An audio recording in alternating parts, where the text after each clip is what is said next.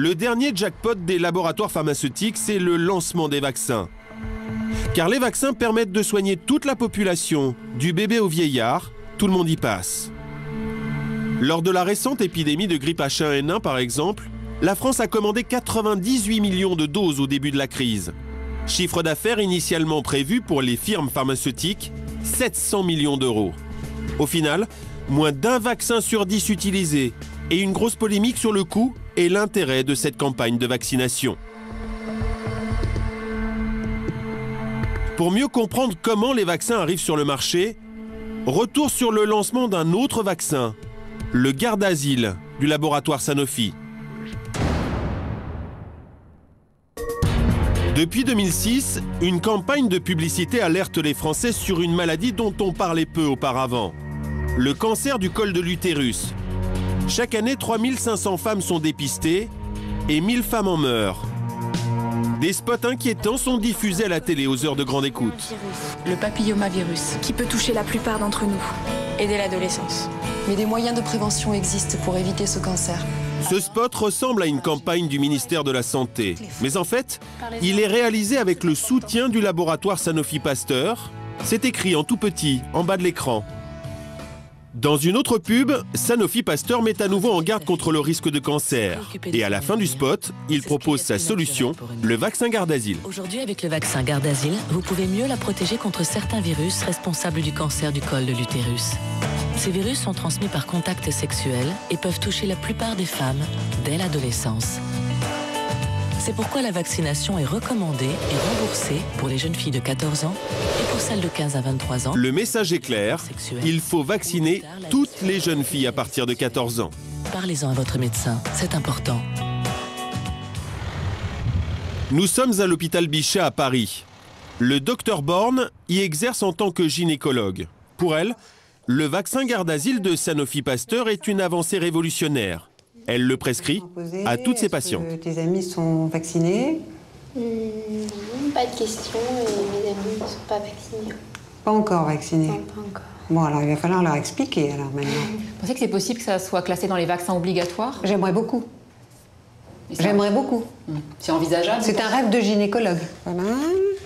Le vaccin nécessite 3 injections, donc 3 consultations chez le médecin.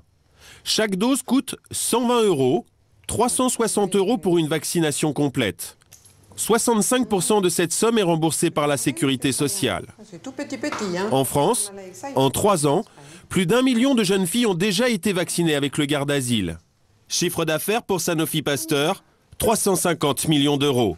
Coût à la charge de la Sécu, environ 146 millions d'euros par an. Le docteur Hélène Borne reconnaît qu'elle intervient dans les congrès médicaux pour le compte de plusieurs laboratoires, dont Sanofi Pasteur. Ça ne peut pas poser un problème en termes d'impartialité? Non, parce que moi, mon but, c'est de ne plus voir de cancer du col chez la femme jeune. Comme pour les médicaments anti-cholestérol, quelques voix dissidentes commencent à contester le discours officiel de l'industrie pharmaceutique. Nous nous rendons au Canada. Linda Lévesque est une chercheuse en pharmacologie réputée. Elle est en train de réaliser la première étude indépendante sur le Gardasil. Cette étude, non financée par l'industrie pharmaceutique, sera rendue publique en 2012. Linda Lévesque suit plus de 100 000 jeunes filles canadiennes de l'État d'Ontario qui ont été vaccinées avec le Gardasil. Selon elle, en l'état actuel des connaissances, l'efficacité du vaccin n'est pas prouvée. La controverse scientifique la plus importante pour moi est le fait que tout le monde parle en fonction qu'on a des preuves scientifiques qui démontrent que le vaccin prévient le cancer du col et les décès dus au cancer, et il n'y a aucune donnée à ce niveau-là du tout. C'est quand même très différent de ce que dit le laboratoire, qui lui dit qu'on est absolument sûr que ce vaccin empêche le cancer du col de l'utérus. Oui, oui. Et c'est quelque chose qui a été répété par plusieurs groupes, par des communautés médicales, par des sociétés professionnelles. Là, les parents qui font vacciner leurs jeunes filles, ils peuvent avoir des informations indépendantes sur le vaccin? Sur le vaccin, non. Pas selon mes connaissances. En tant que chercheur, j'aurais difficulté à obtenir ces mêmes informations moi-même. La polémique commence à prendre de l'ampleur au Canada, mais aussi aux États-Unis. Ici, on dénonce les effets secondaires du Gardasil. 3 ans après son lancement, plus de 13 000 personnes ont déclaré officiellement avoir souffert d'effets secondaires. Hospitalisation, paralysie, thrombose, 38 personnes seraient mortes après la vaccination. Le lien de cause à effet n'a pas été établi pour l'instant. Mais pour les familles, le vaccin est bien la cause des décès. Nous sommes dans la banlieue de Washington. Aujourd'hui, c'est l'anniversaire de Christina. Happy birthday to you. Happy birthday to Christina. Happy birthday to you. Love you. Mais Christina n'est plus là pour fêter ses 23 ans.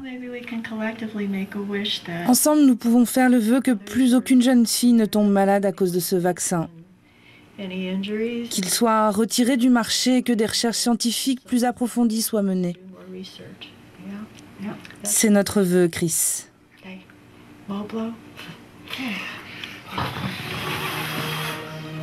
La jeune fille qui était jusque-là en pleine santé est décédée 12 jours après la 3e injection de Gardasil.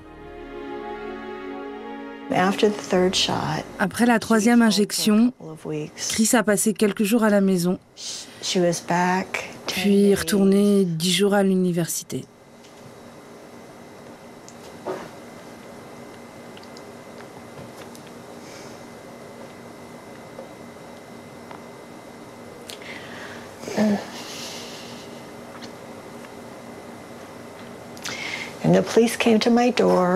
Et la police est venue frapper à ma porte pour me dire qu'ils l'avaient retrouvée morte dans son lit. À New York, nous rencontrons Mark Sadaka, l'avocat d'Emily Tarcel. Il affirme qu'il y a beaucoup d'autres victimes du Gardasil. I have, at this point, 12 Gardasil death cases. Pour le Gardasil, j'ai 12 cas de jeunes filles mortes et un nombre incalculable de jeunes filles paralysées suite à ce vaccin en raison de l'adjuvant qui contient de l'aluminium.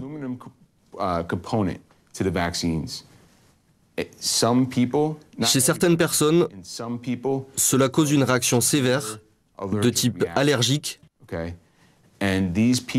et ces personnes peuvent en mourir. Depuis, Emily Tarcel tente de regrouper les familles d'autres victimes présumées au sein d'une association. Elle veut porter l'affaire devant le Congrès américain, l'équivalent de notre Parlement. Elle espère obtenir un moratoire sur le Gardasil en attendant la publication des premières études indépendantes sur les effets secondaires du vaccin.